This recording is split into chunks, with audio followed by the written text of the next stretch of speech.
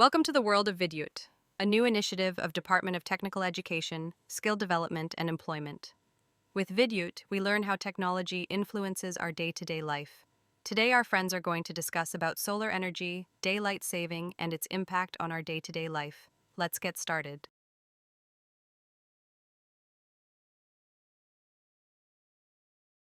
All right, so you wanted to dive deeper into how social media affects young people, huh?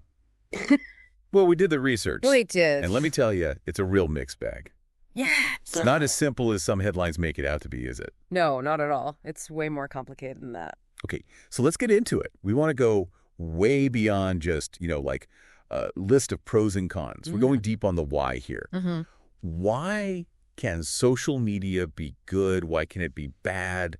What does it all mean for, you, the listener? Right. And honestly, one of the things that kind of surprised me is social media can actually help young people launch businesses and advocate for different causes. Yeah, that's right. It's not all just, like selfies and filters and stuff. Absolutely. I mean, think about it. Social media gives young people a platform, to connect with, a global audience. It's huge, yeah. To share their ideas and to, actually mobilize support for the things they care about. Yeah. You've probably seen examples of this yourself, right?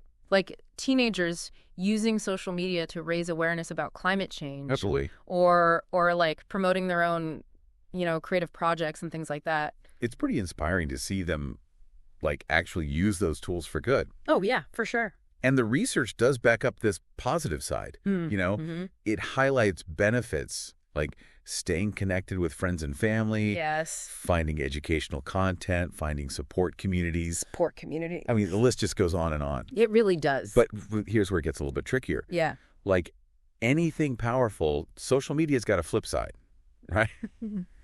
And let's be honest, we've all scrolled through those feeds that are just so perfect, Oh, for sure. And you just get that twinge of comparison. Yeah, you're like, oof.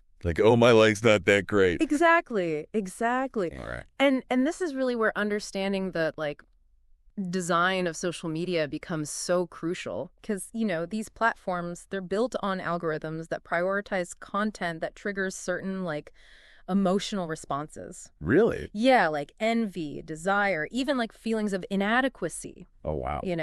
It's all a way to keep users engaged and scrolling. So they stay on there longer, you're saying? Yes, exactly. But that can have a real negative impact on mental health. So it's not just about using social media, it's about how these platforms are designed to kind of keep us hooked. Is that what you're saying? Yeah, I mean that's a big part of it. That's kind of unsettling. It is. And that's why it's so important to be aware of the potential risks. Yeah. So we're talking about things like cyberbullying, which is way worse in the online world. Right. The risk of addiction. Okay. Where, you spend so much time online that you miss out on real life experiences and relationships. Right. There's privacy concerns, exposure to harmful content. It's a lot to consider. It really is. Yeah. It sounds like social media can be a real minefield, especially for younger folks who are still figuring themselves out, Absolutely. It presents some unique challenges for sure. Yeah. But here's the thing. Social media isn't inherently good or bad, right? It's a tool, and just like any tool, it depends on how it's used. So it's all about finding balance, using it in a way that actually supports your well-being. Right. Right. Exactly. That's the key. And the research really points to moderation and guidance as being those key factors. Makes sense. Open communication is so important. With young people, especially. Yes, especially with young people. Talking to them about the potential risks and benefits. Right. Helping them develop critical thinking skills so they can, evaluate the information that they're seeing online. So they're not just taking everything at face value. Exactly. Gotcha. Yeah. All right. So to recap, I guess, we've got this incredible potential for connection, for creativity, for learning. Yeah. On the one hand. Yeah. But we also have these very real risks to mental health, privacy, well-being. Right. On the other. And it's important to remember that the key takeaway here is that it's all about finding that balance. Totally. It's like walking a tightrope, isn't it? It really is. Yeah. All right. Now, for our listeners out there, we'd love to leave you with this thought.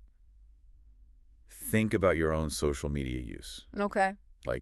What role does it play in your life? Mm-hmm. Is it mostly positive?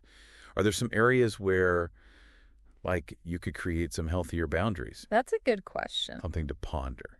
And, if you're interested in learning more about this, like, there are tons of great resources available online. Yeah, for sure. So, don't hesitate to reach out if you have any questions. Well, that's all the time we have for this deep dive. This was great. But we'll be back soon with another one. Looking forward to it. See you then.